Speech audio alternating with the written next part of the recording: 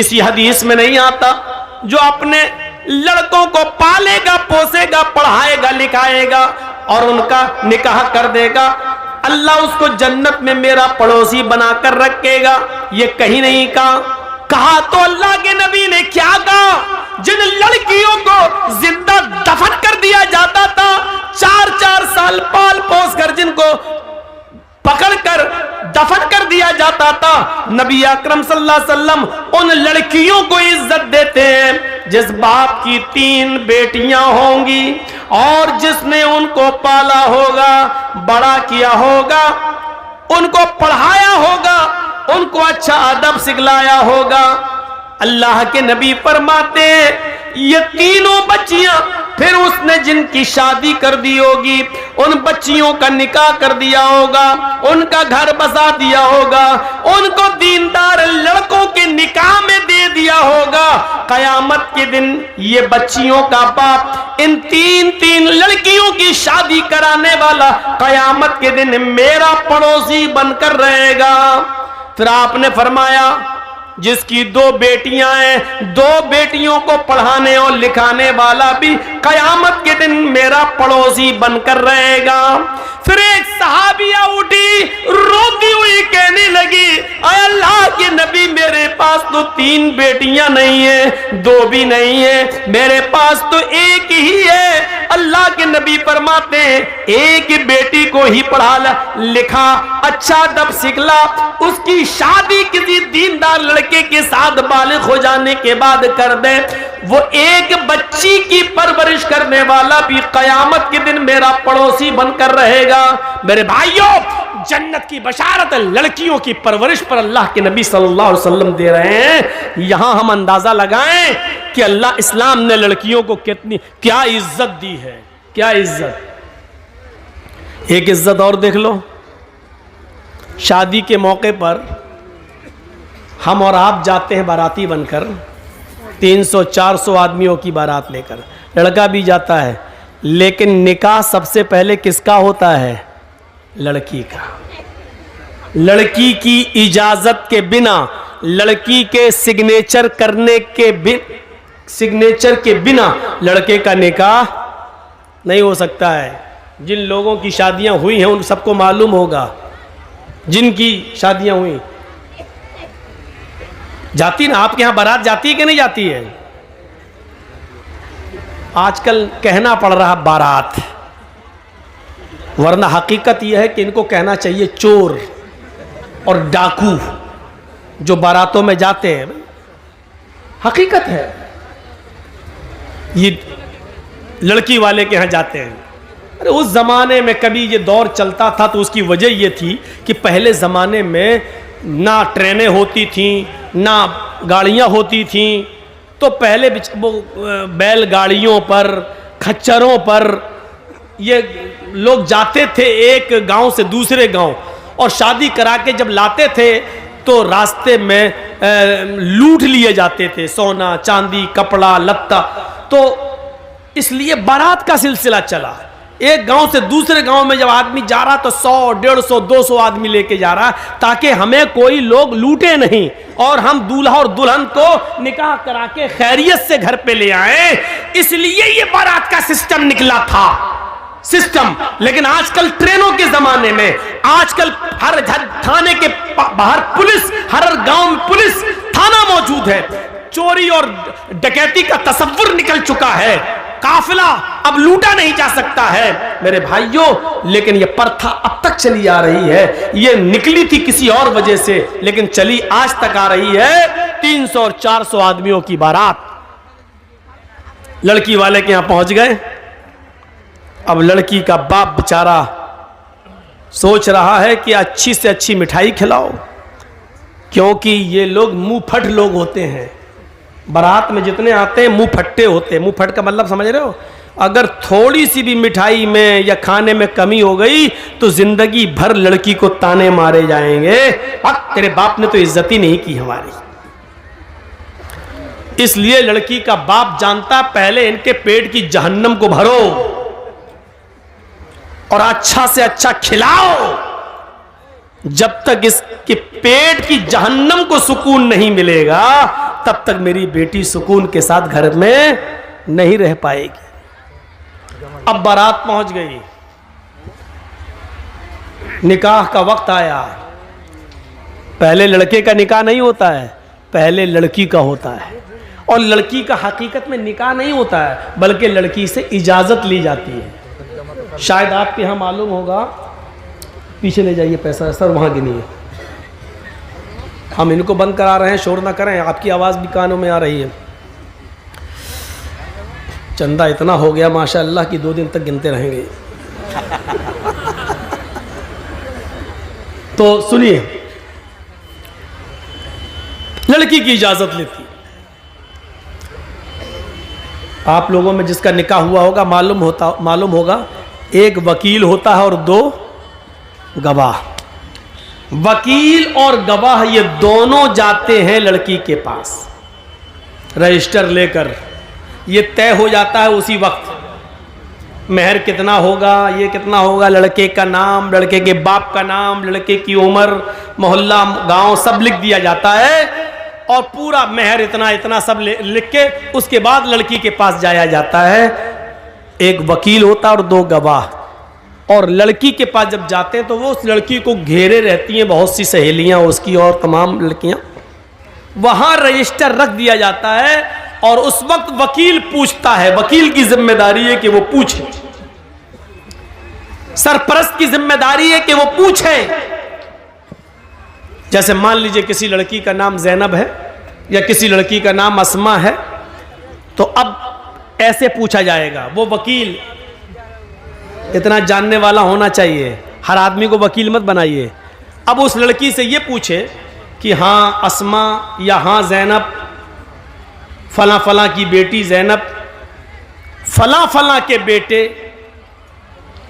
इस नाम का, मसलन मोहम्मद असलम किसी का नाम है और उसके बाप का नाम मोहम्मद अकरम है।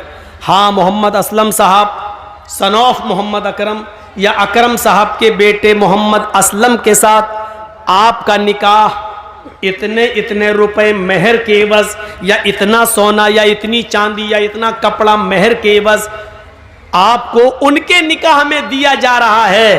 क्या आप उस लड़के को निकाह में कबूल करती हैं? क्या वो लड़का आपको कबूल है? वकील जोर से पूछेगा, इतनी जोर से कि उस लड़की के कान में यह आवाज जाए। अब 2 तरीके हैं। एक चीज तो यह है कि लड़की बोल दे हाँ मुझे वो कबूल है, और अगर नहीं बोलती है, खामोश रहती है, तो वो भी काफी है। अल्लाह के नबी ने फरमाया इज़्नुहा सिमातुहा, उस लड़की की खामोशी ही उसकी इजाजत है। जबरदस्ती उससे नहीं कहलवाया जाएगा। कुछ जाहिल लोग पहुंच जाते हैं, कबूल किया, अब वो खामोश है। बताओ बेटा कबूल किया? बेटा आपने सुना नहीं, बोलो कबूल किया। अब वो शर्म, बेचारी कुंवारी लड़की है, शर्म आ रही है। वो अलग बात है कि आज के माहौल में तो व्हाट्सएप पे खूब बात करती थी, उस दिन शर्मा रही है। यहां तो रात रात भर चैटिंग होती रहती थी, लेकिन उस दिन शर्मा रही है। एक दिखावा भी होता है, लेकिन हमें वो नहीं देखना, हमें हदीस देखना है। कुछ जाहिल लोग वहां बार बार पूछेंगे बोलो, और वहां उसकी सहेलियां बैठी रहती हैं, वो कोहनी मार मार के कहती बोल बोल, अरे बोल दे, हाँ कहते मैंने कबूल किया, बोल बोल। और फिर उससे जबरदस्ती बुलवा कर कहती है, बेचारी कहती है कि मैंने कबूल किया। जिहालत की सारी हदें तोड़ दी जाती है। यह सबसे बड़ी जिहालत है कि उसके मुंह से कहलवाया जा रहा है। जब अल्लाह के नबी ने कह दिया इज़्नुहा सिमातुहा, उसकी खामोशी उसकी इजाजत है। एक बार पूछिए आप, 3 बार भी पूछने की जरूरत नहीं है। सुना ना हो तो वो लड़की कहे जी क्या कहा आपने, तब आप दोबारा कहिए। जब वो लड़की सुन चुकी है आपकी बात, तो दोबारा आप क्यों कह रहे हैं? 3 बार आप क्यों कह रहे हैं? ना 2 बार कहना सुन्नत है, ना 3 बार कहना सुन्नत है। जोर से बोलना जरूरी है। आप पहली बार इतनी जोर से बोलिए कि लड़की सुन ले। हाँ जैनब फला की बेटी, आपका निकाह मोहम्मद असलम अकरम साहब के बेटे के साथ 5000 रुपए मबलग मेहर, अलावा नान नफका आपको उनके निकाह में दिया जा रहा है, क्या आप उस लड़के को कबूल करती हैं? इतनी जोर से आप बोल दीजिए पहली बार। शर्म से उसका सर नीचे झुक जाएगा। उसकी खामोशी उसकी इजाजत है। अगर वो खामोश है तो समझ लो कि उसने इजाजत दे दी। रजिस्टर आगे बढ़ा दीजिए, उससे साइन करा लीजिए और लेके चले आइए और कहिए कि लड़की ने साइन कर दिए हैं, लड़की ने इजाजत दे दी है। उसके मुंह से कबूल है का लफ्ज जबरदस्ती मत कहलवाइए। ये उस औरत के लिए है जो शादीशुदा हो और जिसकी तलाक हो चुकी हो। उसको आप दोबारा निकाह उसका हो रहा, उसको बोलना पड़ेगा, क्योंकि अब उसके अंदर से शर्म निकल चुकी है। अब वो दूसरी शादी कर रही है, इसलिए उसको बोलना पड़ेगा। या जिसका शौहर इंतकाल कर गया, इद्दत गुजार के वो दूसरी शादी कर रही है, तो उस वक्त उसको बोलना पड़ेगा, हाँ मुझे फला आदमी कबूल है। लेकिन कुंवारी लड़की जिसकी शादी नहीं हुई है, उसकी खामोशी ही उसकी इजाजत है। और बस रजिस्टर लेके आइए और फिर लड़के का निकाह आप पढ़ाइए। लड़के का निकाह होगा, लड़की की इजाजत ली जाएगी। और याद रखना, दुनिया का कितना ही अमीर बाप हो, कितना ही बड़ा मौलवी हो, कितना ही बड़ा सरपंच और चौधरी हो, अगर उसने अपनी बेटी की मर्जी के खिलाफ उसकी शादी किसी दूसरी जगह कर दी तो इस शादी का कोई एतबार नहीं है शरीयत के अंदर। मसलन हम जहां करना चाह रहे हैं शादी, मेरी बेटी वहां तैयार नहीं है। मेरी बेटी जहां शादी करना चाह रही है वहां हम नहीं चाहते कि वो शादी करे। हमने अपनी पसंद का लड़का लाकर उसका निकाह करा दिया और बेटी मजबूर होकर उसके साथ निकाह करती है। लेकिन वो काजी से ये कहती है, काजी साहब निकाह पढ़ाने वाले से कहती है, मौलाना साहब ये निकाह मेरी मर्जी के खिलाफ, मेरे बाप ने जो लड़का लाकर रख दिया है ये दिल से मुझे पसंद नहीं है। काजी साहब निकाह नहीं पढ़ाएंगे और अगर पढ़ा देते हैं तो उसके निकाह की कोई हैसियत नहीं है। एक औरत, एक सहाबिया अल्लाह के नबी के पास आई और कहती, अल्लाह के रसूल मेरे बाप ने मेरा निकाह ऐसी जगह कर दिया है जो लड़का मुझे पसंद नहीं है। अल्लाह के रसूल ने निकाह हो जाने के बाद भी उस लड़की से कहा, अगर वो तुम्हें पसंद नहीं और इसके बावजूद तुम्हारे बाप ने तुम्हारी शादी कर दी है तो तुझे इख्तियार है, तू चाहे तो उस लड़के के साथ रहे या तू चाहे तो मैं निकाह तेरा फिस्क कर देता हूं। लड़के के तलाक देने की जरूरत नहीं है, निकाह फिस्क कर देता हूं। एक इद्दत गुजारेगी हैज की, जिसका निकाह फिस्क होगा उसकी इद्दत 3 महीने नहीं है, सिर्फ एक हैज उसकी, एक पीरियड उसकी इद्दत है। तुम एक पीरियड, एक माहवारी, एक एमसी, बस ये पीरियड गुजारो और जैसे ही तुम्हारा महीना हो, महीना से खत्म होने के बाद ही तुम दूसरी शादी कर सकती हो अपने मनपसंद लड़के के साथ। लेकिन लड़की को शादी के लिए वली की सख्त जरूरत है, अपने बाप की, सरपरस्त की, मालिक की जरूरत है। लड़की, ये सच है कि लड़की की मर्जी के बगैर निकाह नहीं होगा, लेकिन यह भी सच है कि लड़की अपनी मर्जी से अकेले भी निकाह नहीं कर सकती है। उसको निकाह के लिए वली की इजाजत चाहिए और वली उसका बाप है।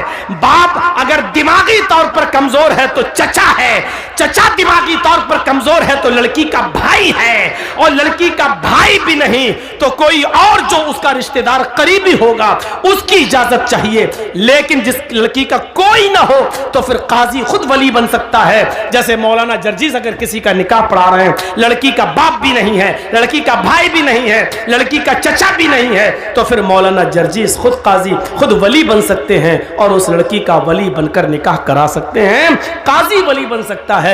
लेकिन कोई दूसरे गांव की लड़की अपने बाप का घर छोड़कर भागकर आपके गांव में रतनी में आ जाए तो रतनी का रहने वाला कोई बुढ़ा उस लड़की का बाप नहीं बन सकता है। होता है ऐसा, समझ रहे हैं ना। किसी दूसरे गांव की कोई लड़की भाग के रतनी में आ गई, रतनी के लड़के के साथ शादी करना चाहती है। अब उसके बाप ने कह दिया तू भाग के गई है, मेरे घर में अगर कदम रखेगी तो हम टांगे काट देंगे तेरे, मरते दम तक तुझसे रिश्ता खत्म। अब वो लड़की वहां नहीं जाना चाह रही है। यहां एक बुढ़ा उठता है, हाजी है साहब, पान मुंह में खाते हैं, सऊदिया का रुमाल डाले हुए हैं। बेटा कोई बात नहीं, मैं तुम्हारा बाप बन जाता। तेरे बाप बन जाने से रिश्ता जायज नहीं हो जाएगा। वो लड़की भाग कर आई है, न किसी के बाप के बन जाने से, न हाजी और नमाजी कोई मौलवी भी उसका बाप नहीं बन सकता है। मुंह बोले बाप की कोई हैसियत नहीं है शरीयत के अंदर। कल ये लड़की अगर हज करने जाती है तो मुंह बोले बाप के साथ नहीं जा सकती है, मुंह बोले भाई के साथ नहीं जा सकती है। शरीयत ने ये इजाजत नहीं दी जो चाहे उसका बाप बन जाए, फिर तो कोर्ट मैरिज भी इस्लाम में जायज हो जाएगी। जबकि हमारा सबका इज्तिमाई फतवा है, देवबंदी, बरेलवी, यहां तक के शिया भी, यहां तक के अहले हदीस भी, सबका इज्तिमाई फैसला है और इज्तिमाई फतवा है कि कोर्ट मैरिज माँ बाप की इजाजत के बगैर जो लड़के और लड़कियां कोर्ट में कर रहे हैं, इस्लाम के अंदर, शरीयत के अंदर इस कोर्ट मैरिज की कोई हैसियत नहीं है, ये जायज नहीं है। कोर्ट मैरिज के बावजूद लड़का और लड़की जिनाकारी करेंगे, हरामकारी करेंगे, उनसे जितनी औलाद पैदा होगी सब हरामी और नाजायज औलादें मानी जाएंगी। मेरे प्यारे साथियों, शरीयत के अंदर वली चाहिए, वली, लड़की को वली। तो इतनी इज्जत दी है इस्लाम ने औरत को कि औरत अपनी मर्जी से पहले लड़की का निकाह होगा, इजाजत ली जाएगी, उसके बाद लड़के का निकाह होगा। अगर शादी के दिन ही लड़की मना कर देगा हम नहीं करेंगे, लौटाओ इन चोरों को, भगाओ भगाओ इन डाकुओं को, ये लूटने आए हैं, नहीं करेंगे। मेरे भाइयों, हमें और आपको फैसला करना पड़ेगा। तो इतनी जिहालत थी अरब के अंदर, लेकिन इस्लाम ने इतनी इज्जत बख्शी है औरत को। जहां लड़कियों को जिंदा दफन कर दिया जाता था,